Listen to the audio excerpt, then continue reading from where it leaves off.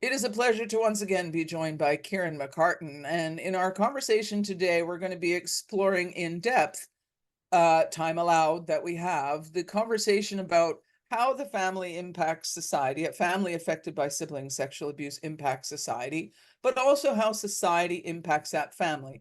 There is a relationship between a family and society that we need to be talking more about and not thinking that it's just a family matter because it's not. So, welcome back, Kieran. Could you tell the audience who you are and where you are? Thanks for having me on again, Nancy. So I'm Kieran McCartan. I'm a professor in criminology and sociology at the University of the West of England in Bristol, which is in the UK, in the south of the UK. And you've done a lot of sort of research and professional work around the subject of sibling sexual abuse in both with both your criminologist hat on and your sociologist hat on, right? Yeah, that's right. So although sibling sexual abuse is sort of being marked up as a relatively new phenomenon that was somehow discovered about 3 to 5 years ago, it's not. It's existed since day not. And it's been very real and very tangible for professionals in the field. So if you go and talk to therapists, if you go and talk to counselors, they will tell you stories across their career of sibling sexual abuse cases that they've helped and they've healed. If you talk to police officers, they will tell you of sibling sexual abuse cases that they've investigated. But the research community hasn't necessarily cottoned on to it in the same way. So sibling sexual abuse tended to fall under ideas around intrafamilial violence, which tended to be thought of as incest. But actually, research is now showing that sibling sexual abuse is the most common form of intrafamilial violence, a lot more common than either father-daughter, mother-son sexual relationships. Research that came out in the UK a couple of weeks ago talked about harmful sexual behavior in young people and how that more than 50% of harmful sexual behavior that was committed on young people was by other young people as well. So one of the issues around this isn't the emergence of a new field of study or a new field of work. It's more the rediscovery of it and the discussion and the research and the evidence base that comes out around that, which is quite patchy. So while you've had professionals over the years dealing with these clients, many of them weren't professional researchers, and many of them weren't writing up their case notes and weren't submitting them to journals and weren't talking about it in that way. So the academic field has come to this quite a bit later. Now, what do we know about sibling sexual abuse? Well, we know that it's difficult to uh, define. We know that there's difficulties in the prevalence rate.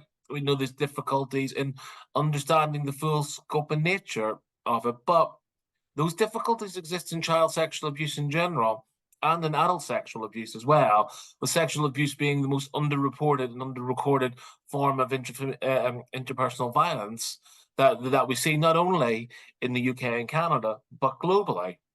So it's really important to say that this is an underserved field in a field that is generally underserved.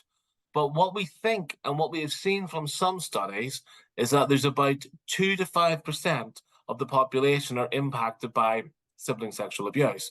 Now, there's a couple of things that we need to unpack around that, but one thing that I want to start about is let's put that in context. Let's put that in the context of kids at school, right? Now, when I was at school, it was 25 kids in a classroom. I'm guessing it's probably a little bit higher now, but let's say 30 for argument's sake.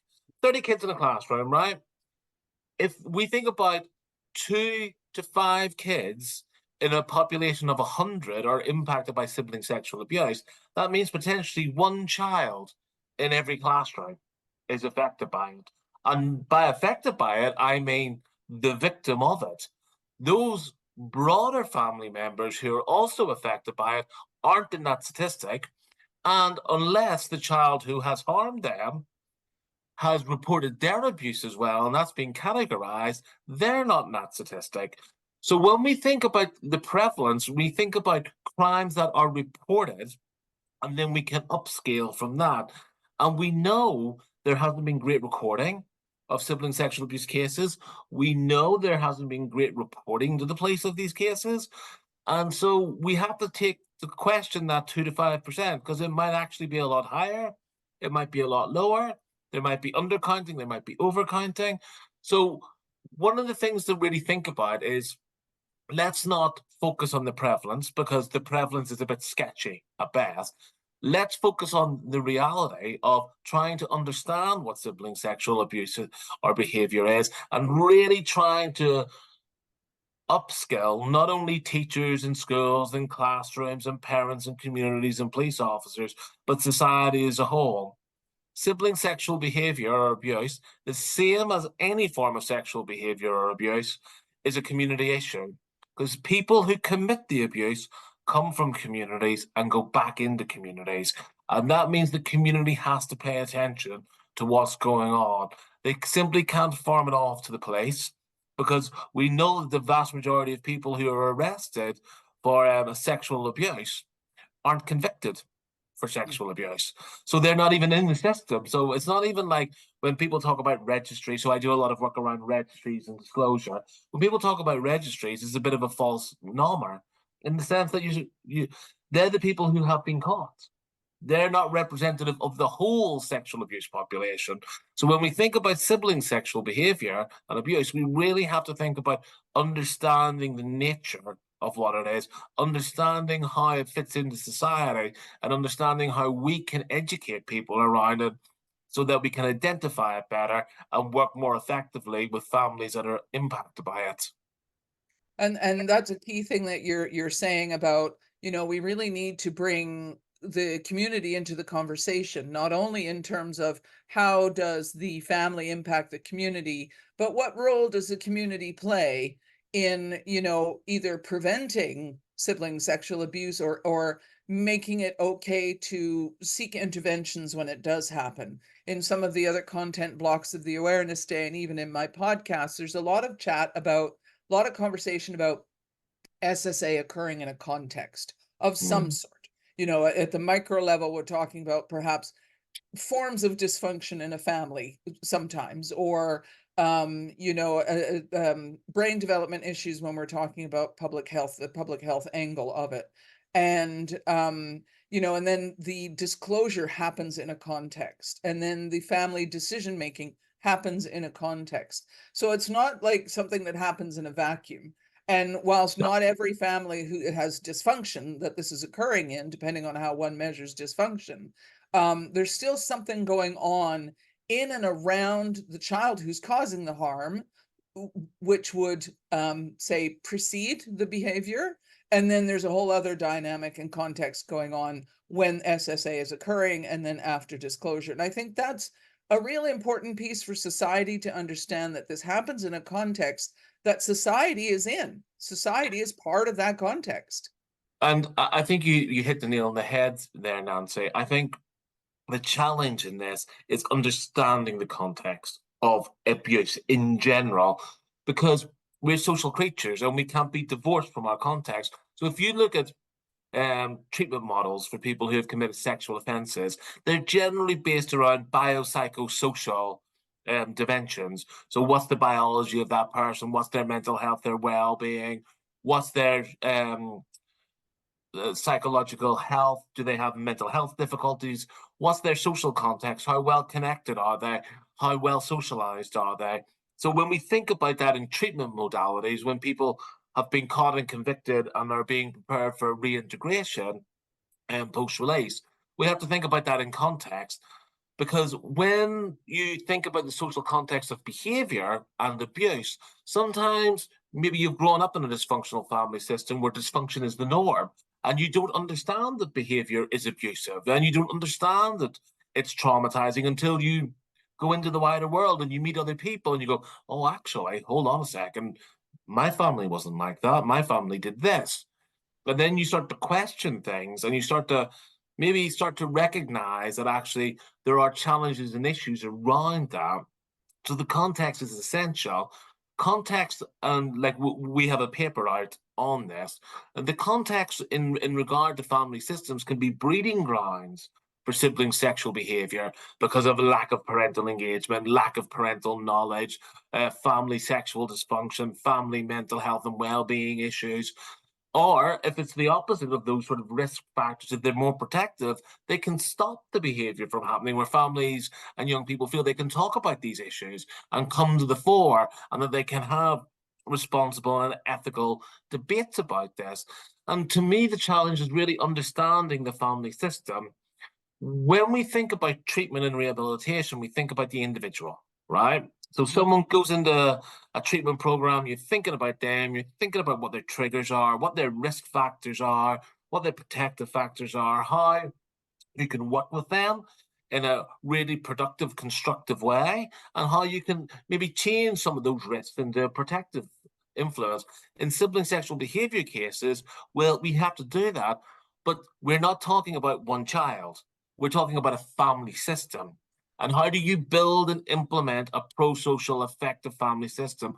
How do you reduce the impact of the trauma and the legacy of the trauma that exists within that? And what we've talked about before, and we talked a little bit about last year on the podcast, was actually thinking about intergenerational trauma and how trauma transfers. And actually, what you're seeing in some of these instances is maybe some of the parents in these families have been victims of abuse themselves, and that's influenced how they've parented, and that's influenced what they see as acceptable and what they don't see as acceptable. Maybe that's led to mental health difficulties and well-being issues as well.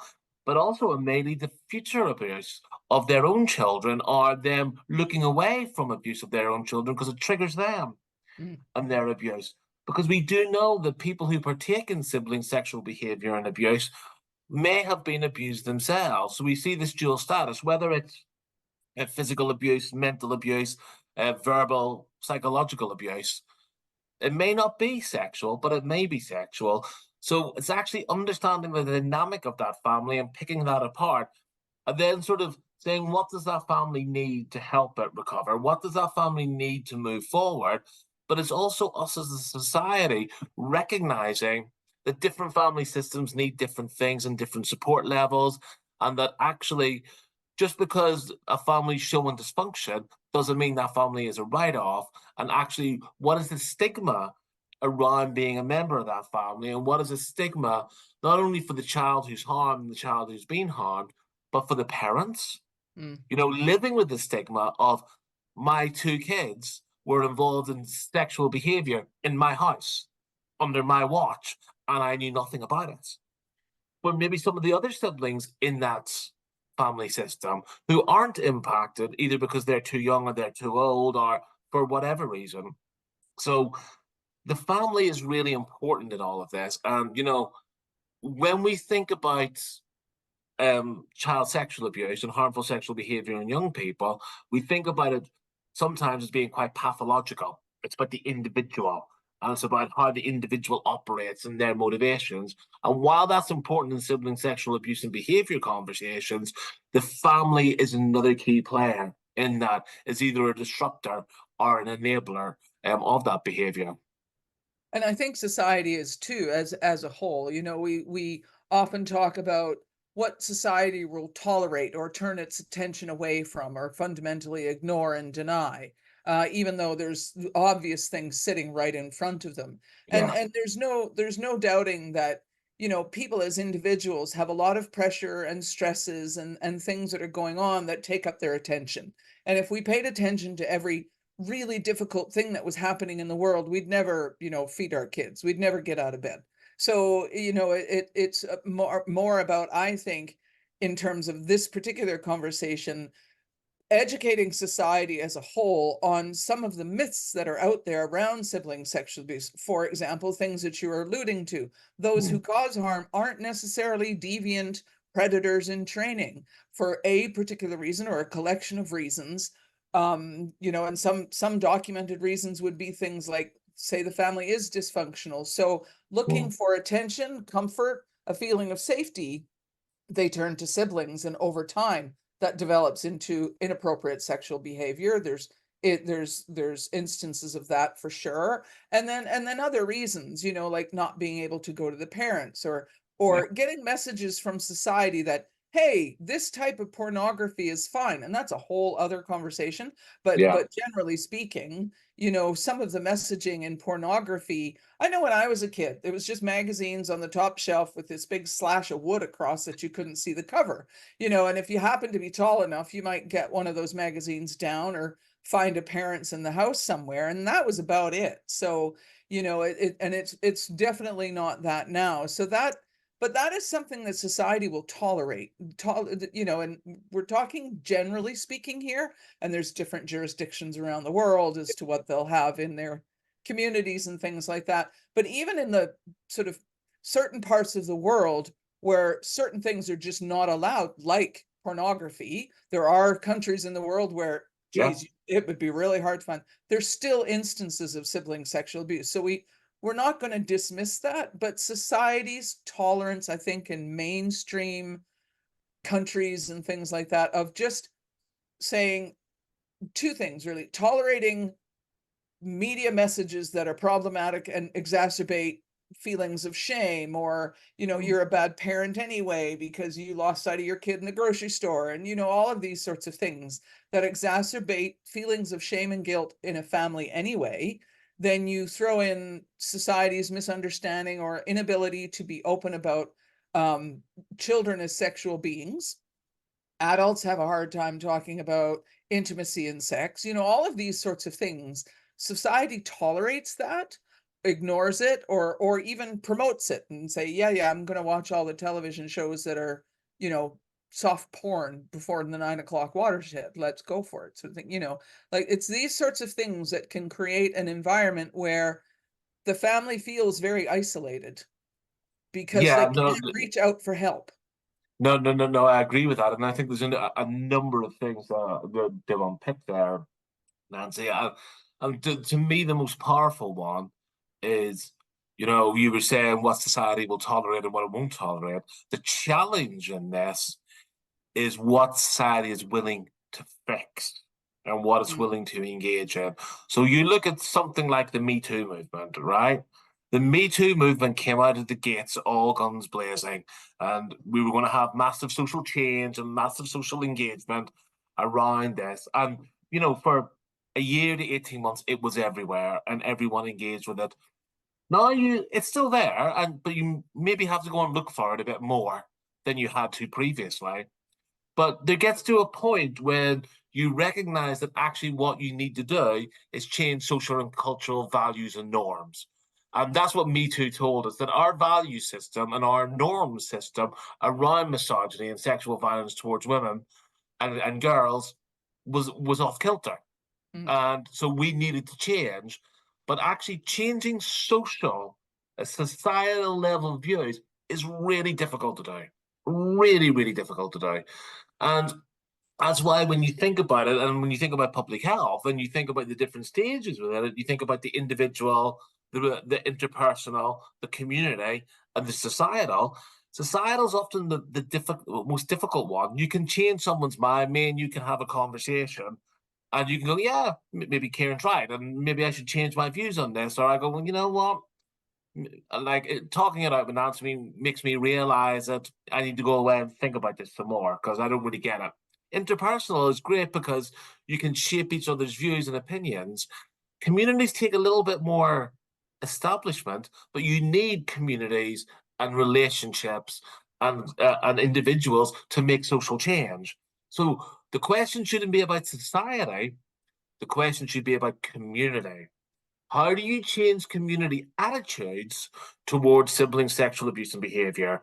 So when you start to think about actually, oh, well, let's change Canadian values, good luck with that. Yeah. Let me know how you get on.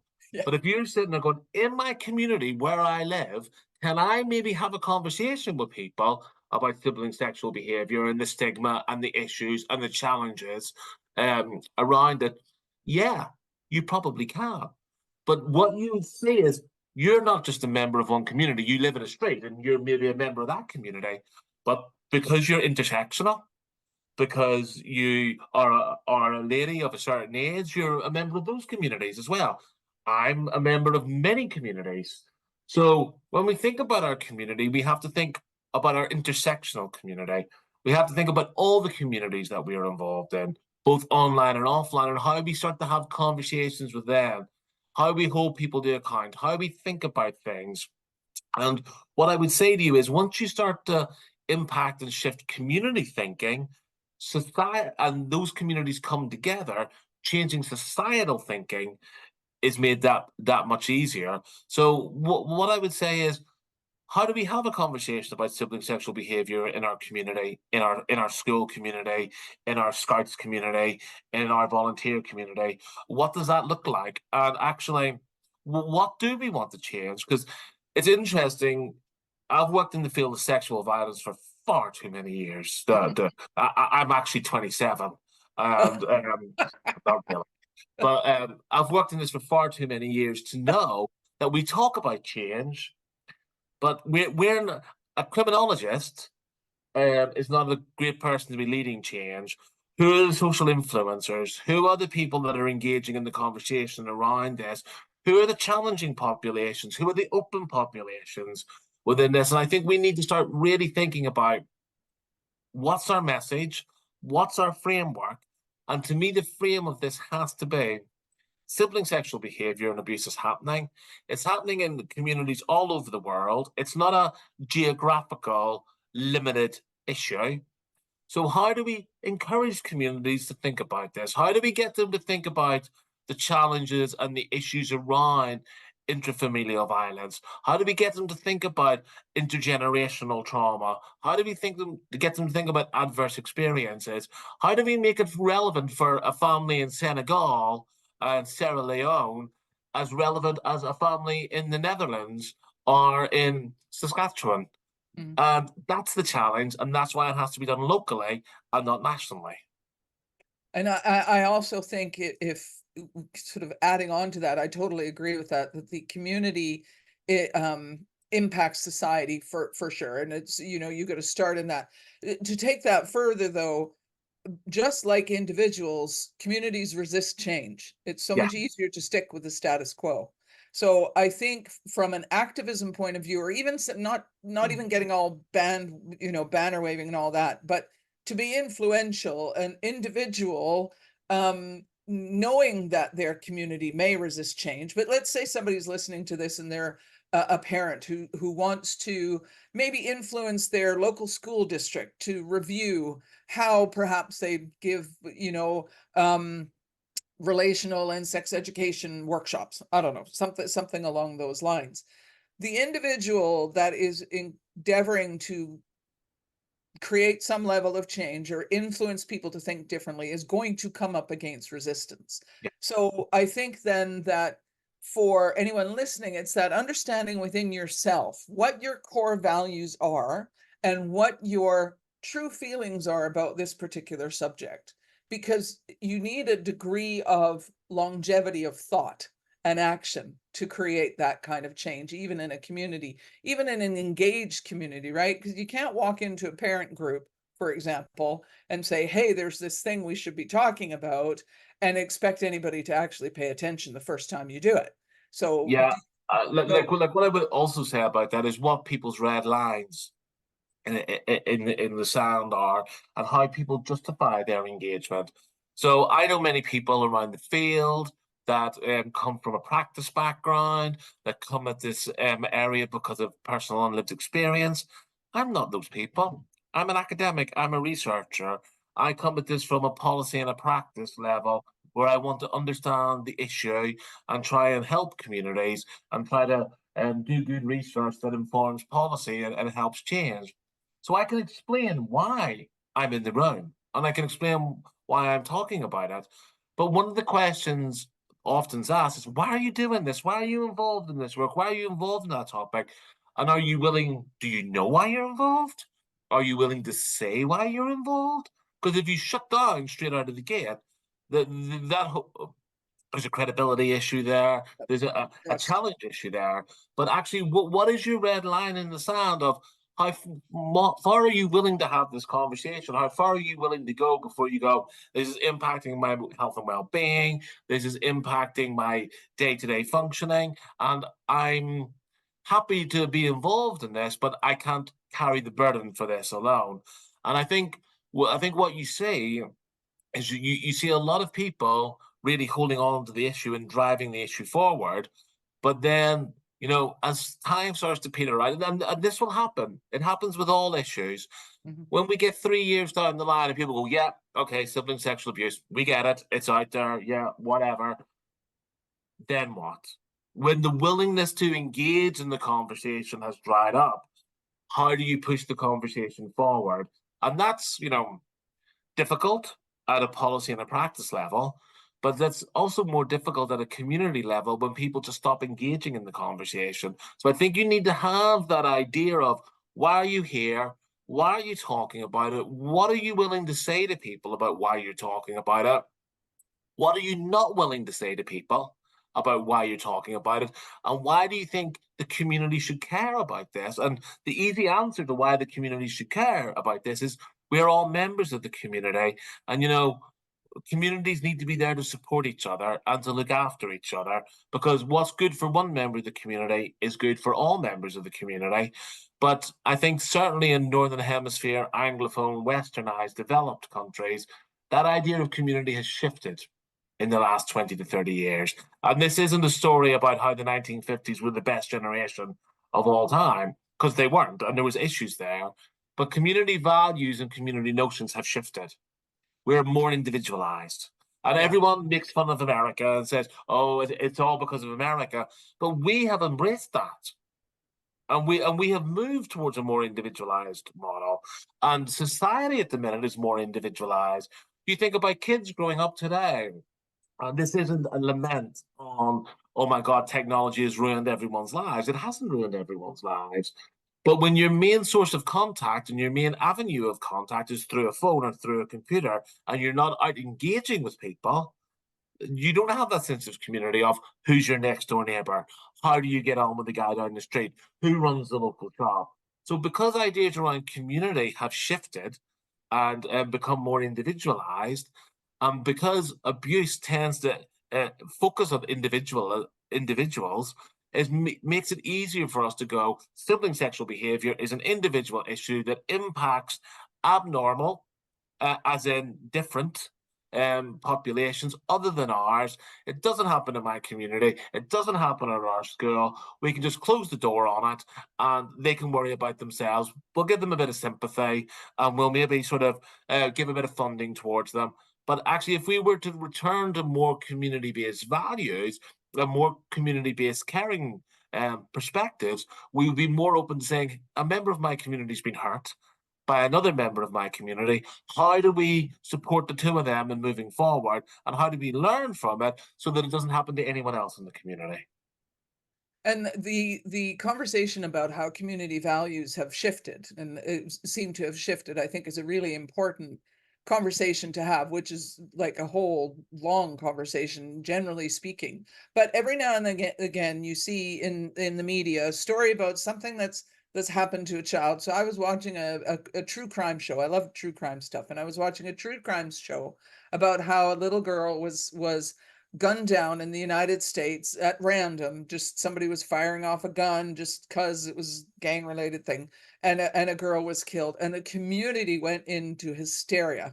The whole city was basically completely pissed off, and rallied and all of these sorts of things. I don't know what happened after that. I was just listening to the story, but it's this sort of uh shift in mindset that's sort of like, one of our children was just gunned down in the street and we need to be outraged. But as you're sort of saying, that outrage needs to last and it needs to go somewhere. Yeah. We do see that, right? Something bad happens and then everybody's out waving banners, and then it just goes away because life gets busy and life gets hard. So I think for me, one of the things that's really important is for society, for people who are not currently directly in some way affected by sibling sexual abuse, because even if the statistics are true, a vast majority of families will not have this happen in the immediate family, though it's likely somewhere in the extended family it did or will happen. So there's that part. But why, there are socioeconomic costs to sibling sexual Yeah. abuse. There's costs to the economy. There's that impact everybody, whether they know anything about sibling sexual abuse, whether they have had it in their family, whether or not they're ever going to wave a banner about it, whether or not they're going to ever do anything. There are tax dollars that are spent on things like child sexual abuse. There are impacts in our day to day. Some of the people that, we see who are say teen homelessness, so teens living on the street, some of those have been impacted because they were harmed or they were the harmer in a sibling sexual abuse. So we see it in our surroundings. And I don't think people appreciate or understand the extent to which that is going on. I know somebody who Mhm. supports youth that have had difficulties in school, who did an informal survey of some of the people that he works with. He provides additional training and skills training and stuff like that for kids who have fallen out of mainstream school. Over 50% of those kids were in some way sexually abused. And it's just like and as crass as it may sound, the long-term impacts of sibling sexual abuse and child sexual abuse generally are things like inability to function at high levels due to low self-esteem, drugs and alcohol addiction, PTSD, self-harm, all of these sorts of things.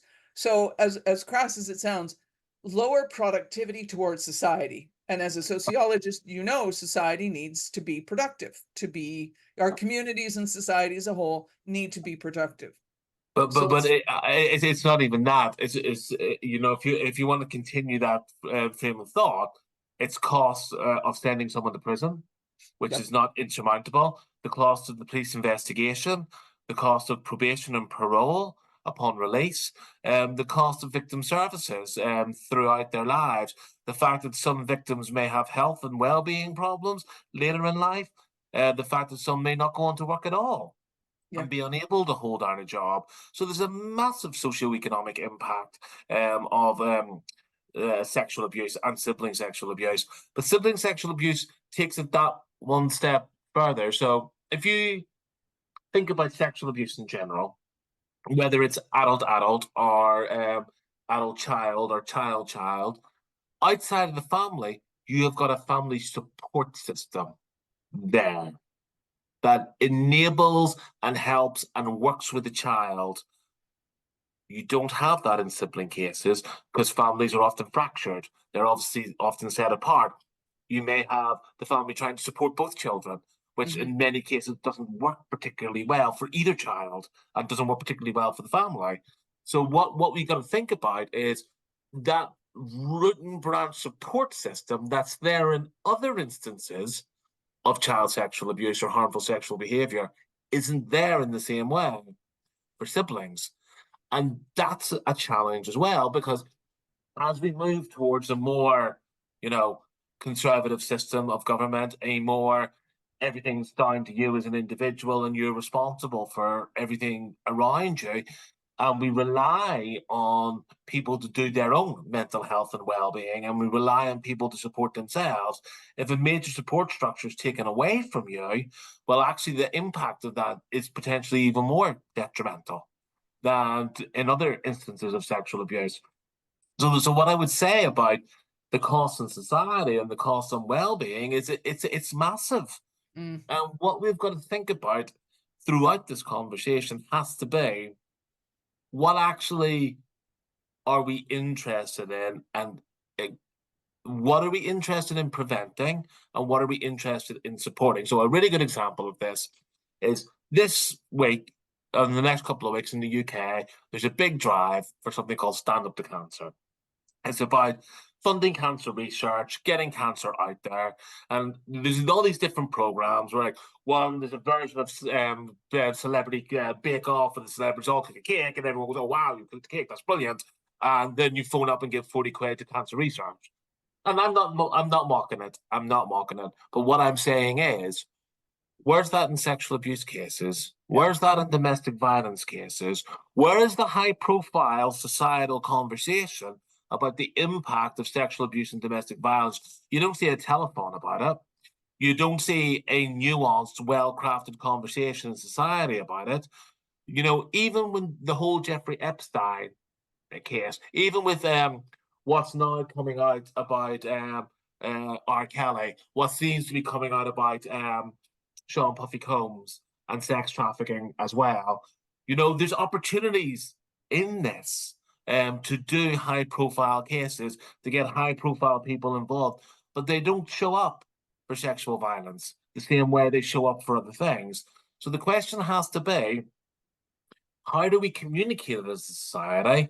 Because what we can safely say is that the press communication isn't working, and the TV media communication is good sometimes, bad sometimes, really depends on the show. So, how do we have the conversation, and how do we support the conversation and moving forward and make sure that it gets out there? Because at the minute, there's other forms of public health issues, there's other forms of social justice issues that are all over society and being talked about that are far less prevalent than Yeah. sexual abuse and sibling sexual abuse. Yeah, that's right. And a couple of things there, if I may, as we begin to wind our conversation up. The crunching some of the numbers around sexual abuse generally, like you say, adult to adult sexual abuse, and then we get into child sexual abuse, whether it's uh, um, adult to child or sibling to sibling or whatever. I've heard people speak to the same sort of thing that you're talking about with regard to cancer. The stats, they throw the stats out. 1 in 2 people, or Yeah, 1 in 2 families will be impacted by cancer. I have heard people in this profession saying the stats the same. 1 in 2 families will be impacted by sexual abuse at some point. But nobody wants to talk about that. yeah, And then we go back to the ick factor of talking about sexual abuse generally, and then if you put the word child and sex into the same sentence, people freak out about that. But one other thing there as well is, we're talking about something that it doesn't really have a villain. There's a villain when we're looking at Jeffrey Epstein, and there's a villain when we're yeah, looking at those who like Josh Duggar in North America is a case that's been aligned to sibling sexual abuse. yeah, He was on a television show and a reality TV show, and it was found out that he had sexually abused 3 of his sisters or 2 of his sisters and some neighbor kids and all this sort of stuff. So unfortunately, in some areas, he is the sort of pinup boy, as it were, yeah, the perpetrator of sibling sexual abuse, which is really far from the truth. But he's a villain. But really, in sibling sexual abuse, you don't have a physical villain. You don't have the church to point at. You don't have a specific team coach in a sports thing to point at. For me, and what I've learned, and as an adult survivor and everything, for me, the villain is stigma. yeah, Because the villain doesn't always have to be a person or an institution. It can just be like good versus evil, can, yeah, be a villain, as it were. And for me, it's stigma, whether it's societal stigma, institutional stigma, the way that institutions set themselves up and sort of parse out who deserves help and who doesn't, sort of thing. And also the self stigma that not only parents and other siblings feel, but the siblings who are involved, particularly that remorseful perpetrator of abuse.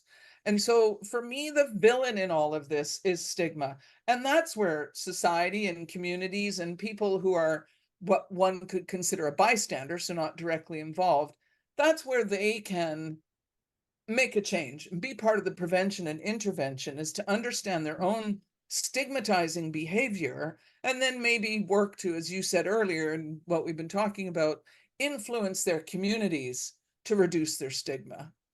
yeah. And I couldn't agree more with that. There's a stigma and a morality issue around sex and sexual behavior anyway, before you even get into Yeah. abuse.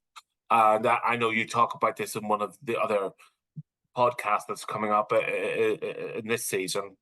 But I think it's really important to recognize that you're carrying the stigma and shame of being a victim as well as being a perpetrator of Mm-hmm. something, and that's a really powerful thing. And that's not a topic you can talk about. It's but for instance, like say you're a victim of knife crime or you're a victim of a hit and run, you can go quite easily in society. Go, oh, I was hit by a car, and this happened and that happened.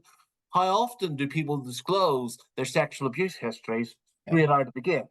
the people that they maybe don't know that well. They don't, because there's a shame within that, and there's a vulnerability within that, and there's a stigma within that, and that's really important to recognize.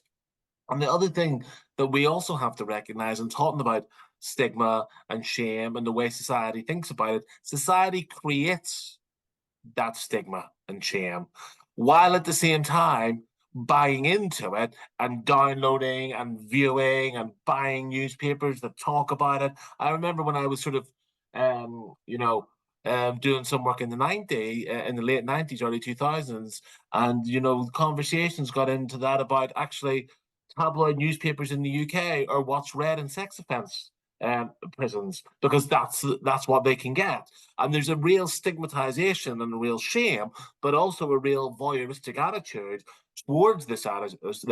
So people mightn't talk about sibling sexual behavior to your face, but they'll read about it in Cosmopolitan, or Yeah. they'll watch a documentary on it. And so if you're willing to do those two things, why aren't you willing to have the conversation about, because it's uncomfortable? It means we have to reframe the way we think about ourselves, the way that we think about sexual abuse, the way that we think about society and communities. And stigma and shame play a massive, massive Yeah. role in all of this. Moving away from siblings for a second, like, if you look at the research around people who view and download child sexual abuse imagery, they have a higher suicide prevalence rate than any other form of sexual abuse, because they've downloaded and viewed imagery, they get caught, they realize everything's taken off them, so a lot of them try to kill themselves. Yeah. We look at suicidality in victims of sexual abuse, it's much higher than in other forms of non-sexualized crime. And there's a reason for that. So I think as a society, we have to debunk these myths. We have to move the conversation forward. We have to recognize that it happens in homes in our streets. It happens to people that we know. And, like if I do a lecture, I'll give a trigger warning. I'll say, we're going to be talking about child sexual abuse today. And the reality is, people in this room will either have experienced it themselves or will know someone who has. And I have never met a single person in my entire life who has not either been affected or known someone, a close personal friend or family member, who has been affected by sexual violence. I can't tell you a single person that I know Yeah. that doesn't know someone. And I'm the same way. I'm in places that I've discussed this with. I mean, everybody I know in some way and with sibling sexual abuse, the other thing to throw into the mix is some of the people in the audience are the person who caused harm. Yeah, definitely. And that adds a whole other layer into the conversation about shame and guilt, because, generally speaking, in sibling sexual abuse, that person who caused harm did so at a young teen age. So, 10, 11, 12, 13, that sort of age, the behavior stopped, but they're carrying that shame and guilt into adulthood as well, which is, Definitely. but I think we're ending our conversation on these really important points about how society can look at things a little bit differently, and how individuals within society can look at themselves a little bit differently, because I don't think there's anybody listening who doesn't feel shame and guilt about something. And Yeah, they have some little secret somewhere. It could be an innocuous little secret, but it's a secret, and they know how that makes them feel. Now you ramp that up a little bit and put it in the context of what we're talking about, and that's the empathy that we're looking for when we're asking individuals and communities and society to have a look at itself. Is, everybody feels that at some level. Now just ramp it up and throw the sibling sexual abuse conversation on top of it. And like what I would say is what I always say when I'm teaching this stuff as well.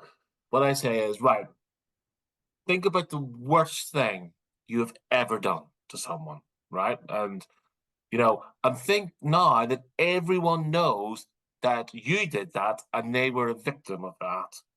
And that's what everyone refers to the two of you as. How would you feel about that? Then people go, well, I wouldn't be happy about that. It's like, right, let's put that in the context of sexual violence.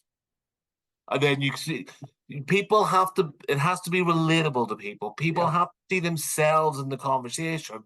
But with sibling sexual abuse and behavior, people don't see themselves in the conversation unless they've experienced it. So we have to give people test examples of what that might look or might feel like. And once people start to understand, oh, actually, hold on a second, that would be really difficult and really uncomfortable, then you start to see the click in their head going, right, maybe I need to think a little bit differently about this.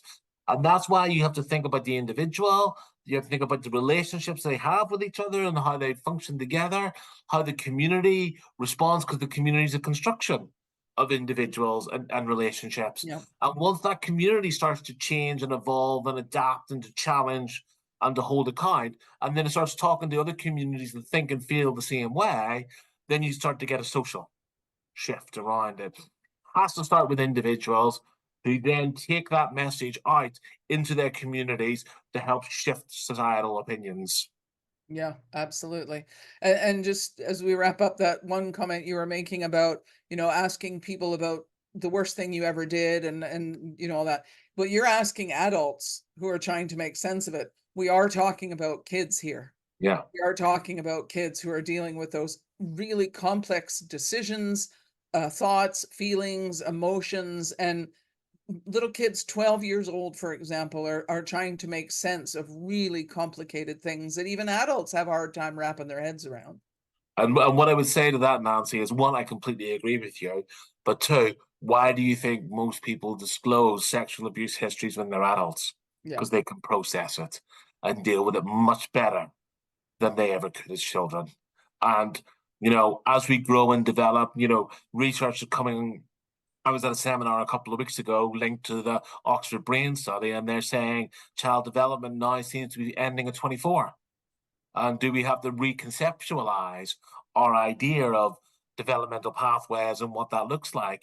But if you are involved in sibling sexual behavior at 9, 10, 11, 13, 14, and your brain and social emotions don't stop developing to your 24, is it no shock that by the time you get to 40, you've sort of processed a lot of this and feel like, okay, I need to come out and say something Yeah. about this? Yeah. It can be a, a lifelong processing Yeah, situation in these sorts of things. And yet, if we can move the needle just slightly back and make it less frightening, less problematic, less stigmatized for people to step forward, then that trajectory from 9 to 40 yeah, changes. yeah, And definitely. that's another important way of looking at it as well. Kieran, as always, you're a big friend of the Siblings Too project, and I really do appreciate your time.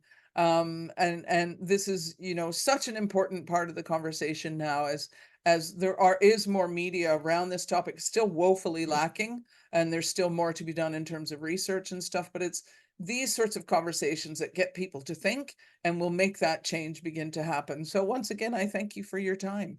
No problems, Nancy, and thanks for having me on.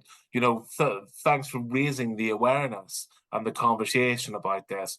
And academics, policymakers, practitioners, we can say and do what we want, but if the conversation's not live out there in the real world on the front lines, then it doesn't actually matter to a certain degree. Well, as always, Kieran, is great. Thank you. I mean, you just bring a really thoughtful perspective to people in a way that they can sort of take it away and think about it, which is what we're looking Yeah, for, right? So thank you so much. no problems. Thank you.